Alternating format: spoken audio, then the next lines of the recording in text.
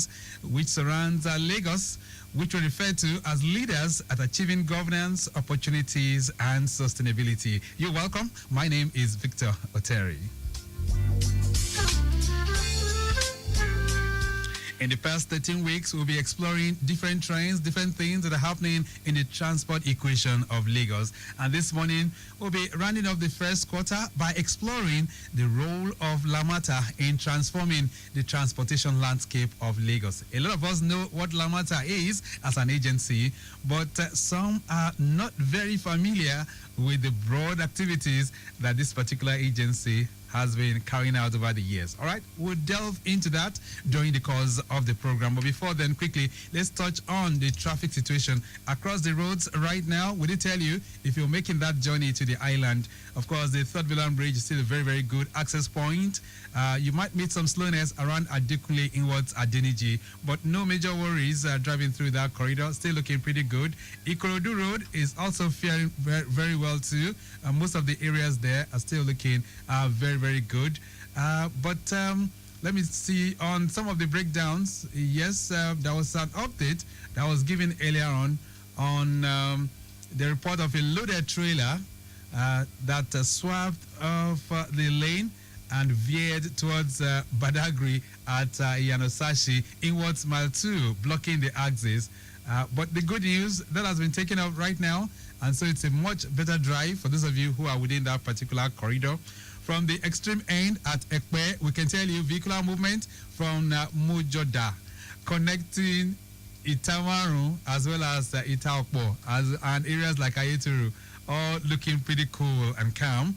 From Ayetoro inwards General Hospital Junction, linking up with the T Junction, is looking good, while K2 and Temu, as well as Okiomo down to the T Junction, presently very, very encouraging, and it's all looking very, very good from the T Junction connecting Alaro City. All right, all those areas still looking pretty good this morning. No major breakdowns recorded. Those of you within the Victoria Island corridor, bit busy, but nothing unusual. Mile 2 end, movement from Second Rainbow connecting Mile 2 OK down to Otter Wharf, in and out, is still very much in good shape this morning. And then from there, Mile 2 underneath the bridge down to Dorba, talking about Dorba Junction, Maza, all looking pretty good. So we'll be serving you more helpings as they come in from time to time. Lagos Metropolitan Area Transport Authority, like I do say, it's a name that you cannot ignore when you're talking transportation in Lagos. But we'll be finding out what they've been doing over the years to transform the equation right here in Lagos. And let me just bring my guest to the microphone right away. Engineer Abimbola Akinjo is Managing Director of the Lagos Metropolitan Area Transport Authority. Madam, nice to have you back in the studios. Good morning. Good morning, Victor, and thank you very much for having me. All right, this is February 18. The year is still pretty young. It's the first time we are meeting on radio, so it's never too late to say Happy New Year to you. Happy New Year to you, too. All right, so some keen observers have said that the transport landscape of Lagos would not be anywhere near what it is today without the imposing landmarks of Lamata. Is that very correct? Let's talk about that. Thank you very much, Victor. Yes, I would probably agree with them, because Lamata's role within Lagos State is to plan to implement major public transport infrastructure. So yes, if we're talking public transport infrastructure, Lamata has that responsibility. And so therefore, when you look at things like bus terminals, bus depots, railway stations, that is Lamata's purview, and that's what we were created Several years ago, you guys came up with something that was referred to as a strategic transport master plan. Talk to us. So, like you said, Lagos, at the inception of Lamata, the Lagos State Strategic Transport Master Plan was actually the first thing that Lamata actively did. And the vision was that we needed to plan for the public transport space in Lagos. Right. And that Strategic Transport Master Plan has been our Bible. That was created way back with the first, our current president now, when he was governor. That's when we actually had that document. And every subsequent government has used that same document, which is regularly updated. Every 5 to 10 years, we update the Strategic Transport Master Plan to reflect the happenings within the city and the growth and all of that, and we take that into cognizance and plan for the future. All right. So the Strategic Transport Master Plan today is also being updated to ensure that we plan towards 2048. So great. We use that as the way in which we implement infrastructure. So let's look at the elements of all of this. So you have bus corridors, you have the rail mass transit system. What are the things that you have that are inherent inside that master plan? So the Strategic Transport Master Plan has a lot of things, but the key elements that we have, it looks at the rail, and within the rail space, this Strategic Transport Master Plan speaks to 6 rail lines and 1 monorail. And those are the blue line, the red line, the green line, the purple line, the orange, and the yellow. Right. So the blue line is the one that goes from Okokomaiko to Marina. That's the one that we have been operating for the past year and a bit. The first phase of it and the second phase of it is in construction. So the first phase of it goes from Mile 2 to Marina, and that is operational today. All right. The second phase goes from Mile 2 to Okokomaiko. That's about 30% complete, and we expect completion by the end of 2026. The red line also goes from Agbado to National Theatre so that we can have a connection between the blue and the red. All right. Today we have done from Agbado to Oimbo, and the second phase also is what we're looking at. We're also operating the red line, and what we've always done is when we start operations, we do phased operations. So we're in the first phase of operations where we are only operating in the peak period. Okay. We recently increased our services to 9 active services trips. Okay. Now, the third one is the green line, which we're starting to look at now. We have done detailed feasibility for that. That goes from Lekki Free Trade Zone to Marina. All right. And that's a very, very big one indeed, because I know, was it last year now that perhaps the MOU was signed?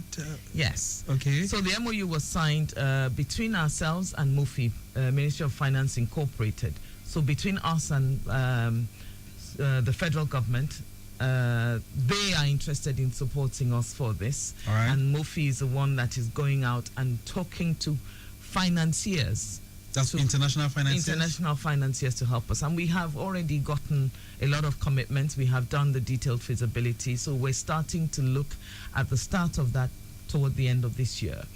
That is a big one for us, because then it says we start to have a rail system as against a rail line. Okay. We're now starting to experience connectivity between our rail lines. So the red connects to the blue at National Theatre. The green will connect to the blue at Marina Station. Right. Then and only then can we begin to look at a system. And that's where we are headed. So we are moving from rail lines now to a rail system. Correct. I still need to dwell a bit more on this green line. What's the length? How long is that line, and what areas does it cover? So the green line is about 65 kilometers. All right. Yeah, 65, 68 kilometers, and it goes from Lekki Free Trade Zone all the way to Marina. So we're all along that Lekki axis, and we will pick. So if you imagine if you're coming all the way from Okokomaiko, for instance, you can travel all the way to Marina. You get to Marina, Lekki? Yeah. You change onto the green line from the blue, and you go all the way to Lekki. Beautiful. With that rail line. Beautiful. All right. And when is construction going to begin? So we're expecting construction to start toward the end of this year.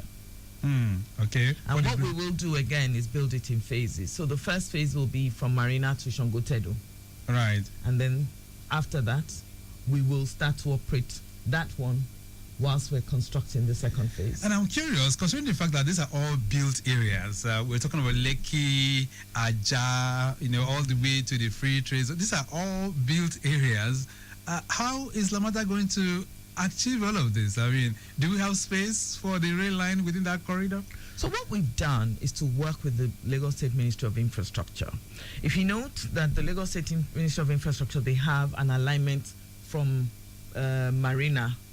from Lekki toll gate all the way back to Free Trade Zone. And we've managed to keep our alignment within the right-of-way for that road. We have done a lot of meanderings to ensure that we go for parts of it up until Aja or just before we're in the middle of the alignment. Sometimes we move out to the right, sometimes we move out to the left. But what we've always done is to maintain our own alignment within the alignment that has been secured by the Ministry of Infrastructure. All right. And so that we ensure that we disrupt the citizenry as minimally as possible. Okay, so people within that axis should not entertain any fears? Well, not really, so long as they have not encroached within the right-of-way for the road. Because the right-of-way for the road is well established. Right. And so long as you are not within that right-of-way, you have nothing to worry about. Let's look at other lines now. You just mentioned 6 lines. There's a purple line. Correct. There's also the yellow, right? There's yellow and there's orange. Orange. So where does Ikorodu fall in all of this? Because my friends from Ikorodu, they will ask that question. So Ikorodu is orange line. Okay. For us, that is from Agbowa to National Theatre. Ooh, that's another long one. Oh, sorry, that's from Agbowa to Ikeja. Ikeja, all right. It's the yellow line that is from National Theatre to Songwater. Wow. Correct. Okay, so these are all interwoven, and Lamata is gradually implementing all of this. 2 already in operation, red and the blue line. And you do talk about the fact that the red line comes from Agbado. I know that the earlier plan was for it to go from Agbado all the way to Marina. So how come it has changed to Agbado to the National Theatre? So the challenge that we had was the impact that the access to Marina was giving the implementation or the design of the red line going to Marina. And one of the things we've looked at is to ensure, because when we talk about systems, it's about connectivity. All right. But you may look at it and say, so for us, it's about ensuring that we are able to provide systems that will give us the levels of travel that we require. So in the design for the red line, in connecting with National Theatre, it is to ensure that people coming from Agbado can, as quickly as possible, access the island. Because if we had to wait for the ability to build from Oyingbo all the way to Marina, there's so many tall buildings in the way of our alignment. Ooh. So in doing it this way, we've now turned back to technology to ensure that from National Theatre back to Marina, we implement a system that allows rapid train movements in our signaling system. Okay. So we can go as far down as having a train every minute. Wow. That sounds pretty interesting. Lagos Traffic Radio 96.1 FM, we're exploring the roles of Lamata in transforming the transportation landscape of Lagos. And engineer Abimbola Akiajo, who's the managing director of Lamata, is taking us to the classroom this morning. Update from the Mile 12 end says that there's a breakdown. Yes, it's a breakdown of a vehicle at Koshofe inwards Mile 12. And it's a BRT bus, by the way. It's having mechanical fault. But the driver is very, very active, working on it, trying to see how they can push it to the side so that there can be immediate recovery of that particular vehicle. So take note of that. It's at Koshofe inwards Mile 12, and it is a BRT bus. Let's switch gears now. You've spoken a lot about the rail corridors. Might still come back to that, Managing Director. But let's talk a bit about your bus reforms initiative. That's one very vital element of your planning and implementation in Lagos. Yes, it is. And we always talk about an integrated intermodal transport system. Lagos is blessed. We have water. And so therefore we have 3 major modes that we utilize: the water, the rail, and the road.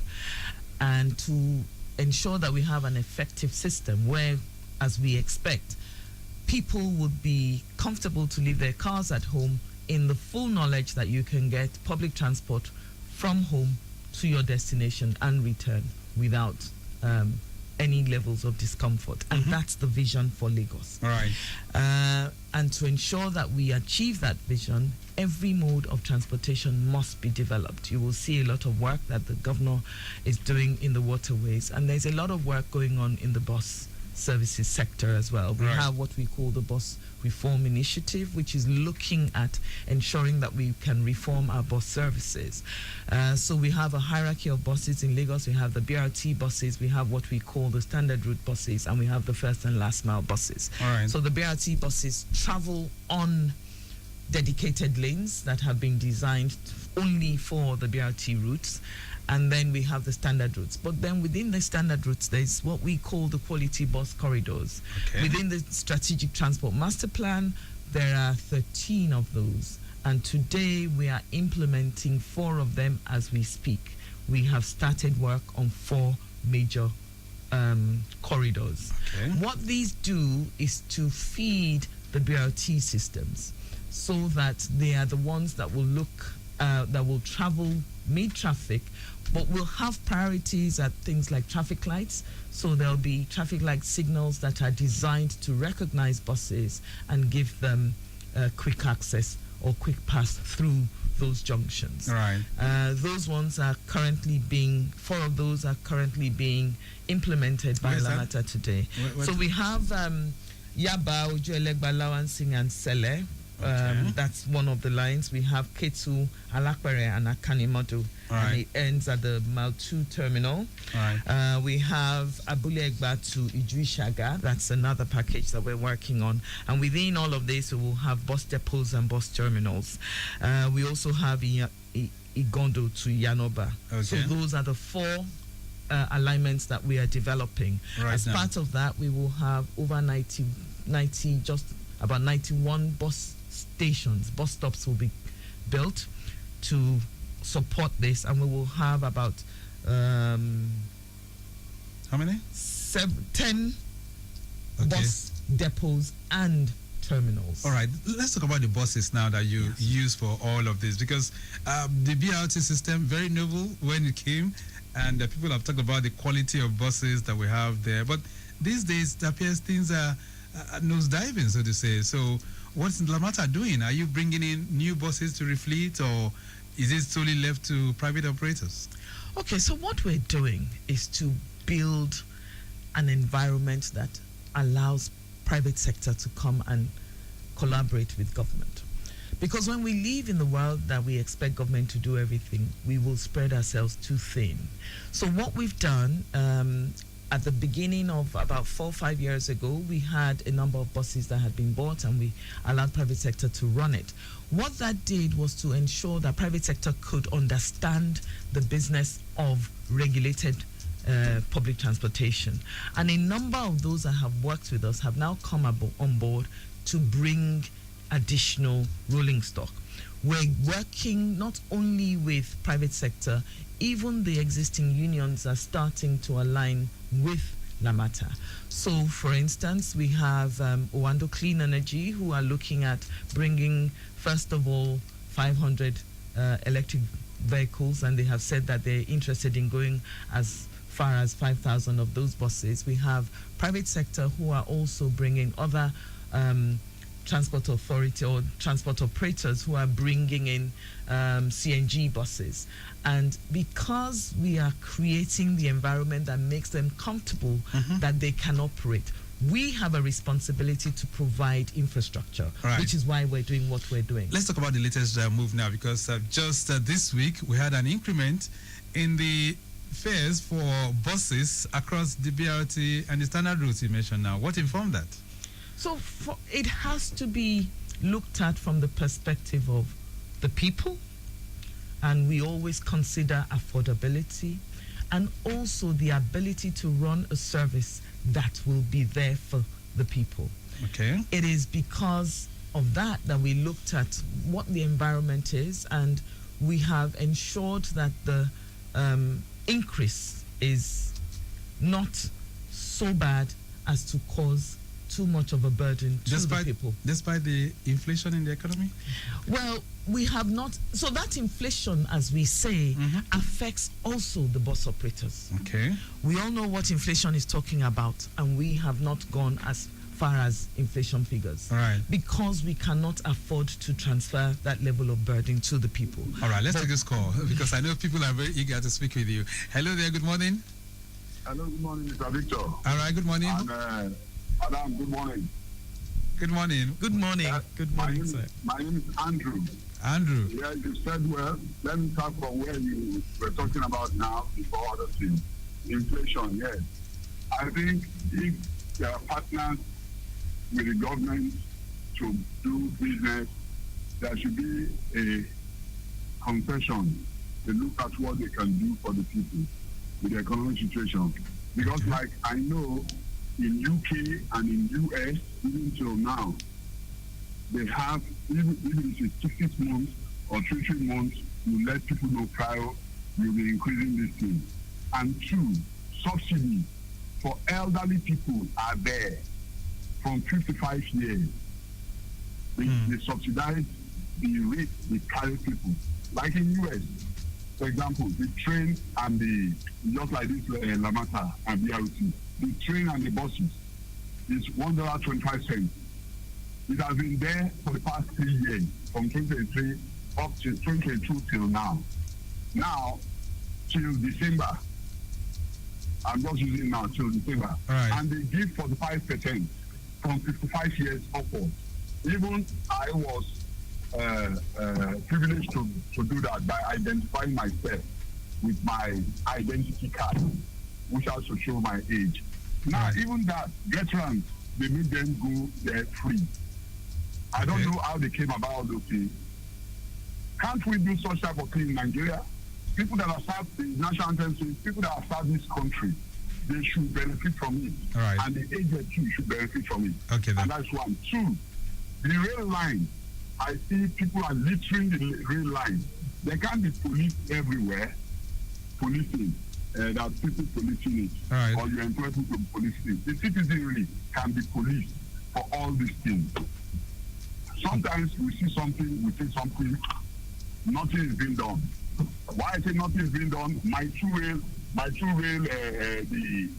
where do they, what do they call it? The bus, the station, the terminal. No, the stairs, the pedestrian bridge.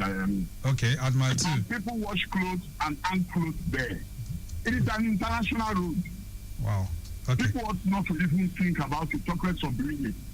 And they do pieces in nylon and throw about in all those places. Okay, I then. know your workers cannot do all those things, but when we see, if you even call the police, oh, police, these people are doing this thing, the police will say, it's none of my business. There's no synergy with all these things. Thank you very much. All right, thank you, Andrew. Andrew is bringing up a potpourri of things that you need to respond to. But before then, quickly, I also know that last week somebody called on the program and he was talking about your stations. Where have we called? Okay, so he was talking about the train stations and some of the unwholesome activities that is being carried out. I want you to listen to this, and of course, you'll be able to respond to both Andrew and this listener. Hello there, good morning. Hello, good morning, sir. My name is Akin, calling from Alba. Go ahead, Akin.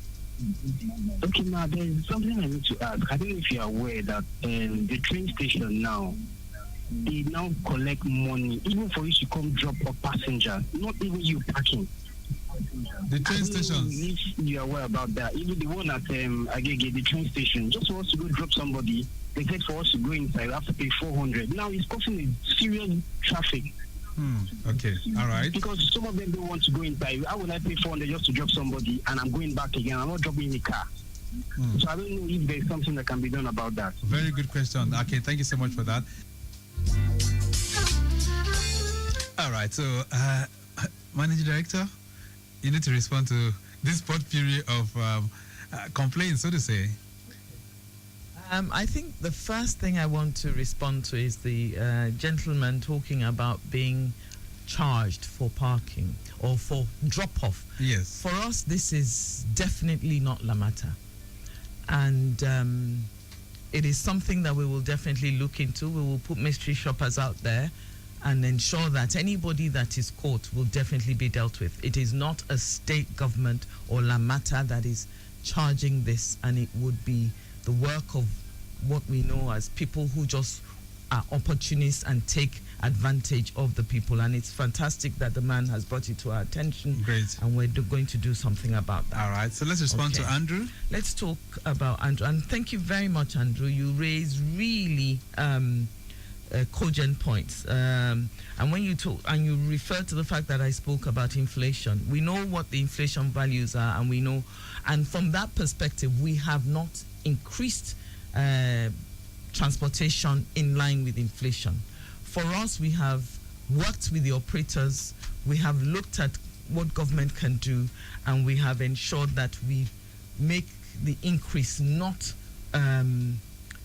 in line with inflation as much as we can afford. So it's minimal, right? It's minimal. So for And 18% means what now? Are we going to be having an additional 100 naira or 15 naira? So it depends on your route. Some routes will have, it's an average of 15%. Some routes have a lot less, some routes have a bit more. But you will not see anything that is out of the ordinary. And what we've tried to do is also make sure that we are not overburdening the people, or we're not making ourselves at the same price, for instance, as our informal brothers who are now looking to work with All right, us. so let's talk about the agent So now. He said, let's talk about concessionary fees and things like that. And it's a fantastic point that Andrew makes. It is also a place that Lagos State government has been looking at. Now, the issue for the state would always be about data. How do I identify my elderly? How do I identify my students? And one of the things that the state has been trying to do is to ensure that we all get our LASRA cards. When we have a LASRA card, and that LASRA card is also, you can use a LASRA card on the terminals, on our validators. all right. Some students today get some level of rebate. Now, what the state is trying to do is to do it through LASRA. It is when we have data and I can identify. The man said something. He said he used his card to go and identify himself as an Elderly person. as an aged or an elderly citizen. When he was Now, in the that's US. what Lagos is trying to do. So when we all subscribe to this LASRA card, it will be possible for the state to make an assessment of who, because everything is about budgets. Right. When I don't know how many people are my aged, I cannot budget adequately for them. Let's respond to some other concerns, because there are lots of messages that are streaming in here for you. Hello there, good morning. Okay, we lost that. This one says, okay, let me just go through. This one says, good morning, Victor. Can you please send me the contact number of your first guest today? That's Education Beyond Borders. I was driving when the program was on. All right, so the number is 091-6852-7375. That's 091-6852-7375. You didn't put your name, by the way, but I would have loved it. Thank you so much for that. Questions here for Engineer Akiaja. This one says, good morning, Victor. My question is, how does Lamata plan to handle the increasing population of Lagos in terms of transport infrastructure? Thanks, Alade from Dokwemo. Thank you so much, Alade, for that one. Another one here says, what measures are in place to ensure the sustainability and maintenance of new rail lines? Susan is sending that one in. Susan, thank you so much. This one says, sir, BRT was supposed to be the affordable option, but now it is competing with prices with the downfalls. Please, we are appealing to the government to help reduce the price. Thanks, Sheikh Ibrahim. Sheikh Ibrahim, thank you so much. All right, let me just allow you to respond to this one quickly. All right, so Alade from Dokwemo, thank you for that question.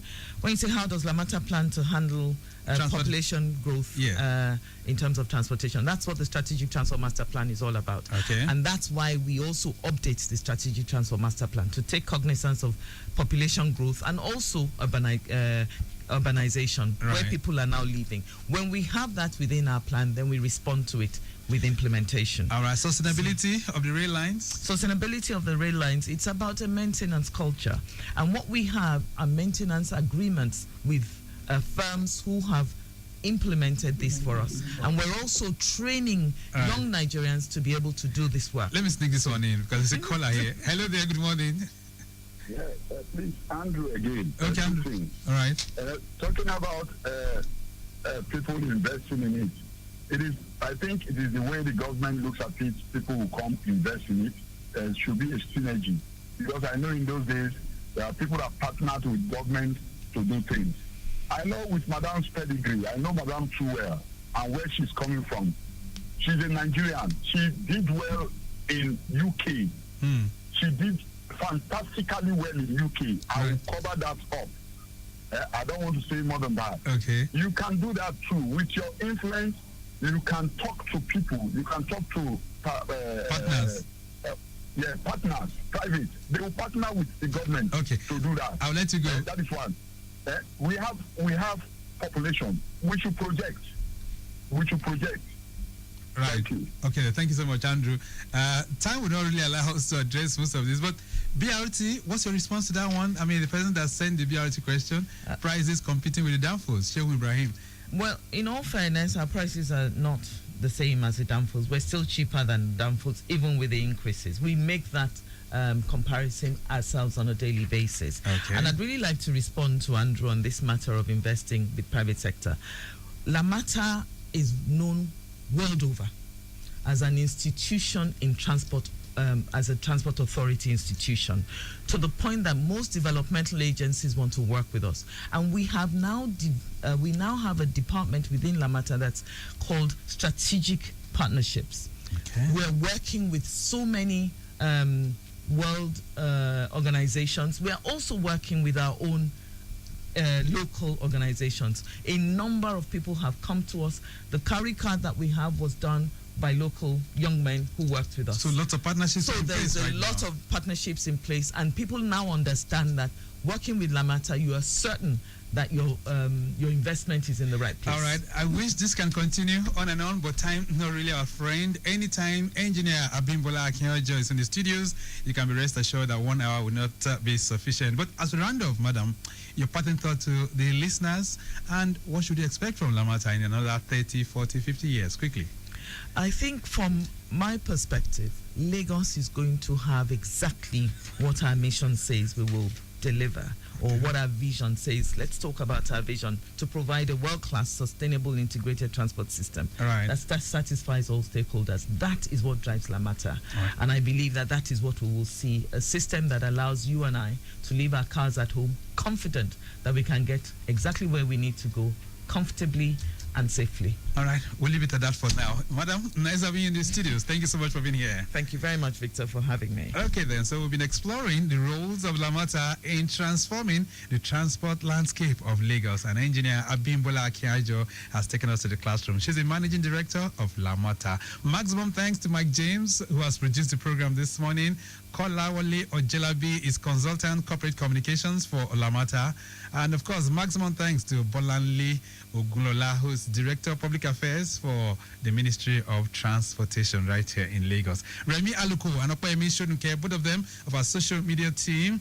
Benita Olame also in the studios as well. And our executive producer is Tayo Akonle. My name is Victor Oteri. Have a great day. Bye.